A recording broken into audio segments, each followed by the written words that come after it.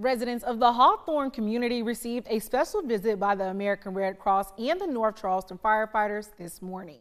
Volunteers and first responders started their day off knocking door to door, ensuring each resident had a working smoke alarm.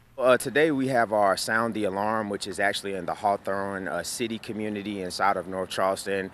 And today we're just going around knocking on doors, making sure that everyone has working smoke alarms inside of their home. The American Red Cross of South Carolina has held 6 Blitz drives since the beginning of March due to an uptick in home fires.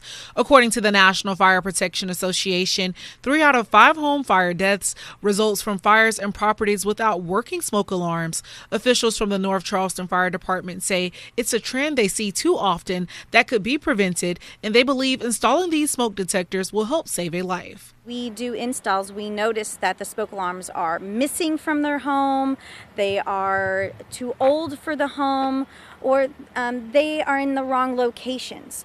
And we want to make sure that everybody has smoke alarms in every bedroom, hallway, and major living spaces, and that the smoke alarms are no more than 10 years old from the manufacturer. Officials are urging residents to always have a safety plan put in place because you never know what can happen in the event of an emergency. We always ask that you create an escape plan with you and also your family members, and always review that ahead of time. Know areas that you're going to meet up after a home fire if it were to happen. So those are just key points that we always want to hone in on whenever we're speaking with these families. If you missed the smoke alarm blitz and would like to receive an alarm, please call or visit your local fire department for more information.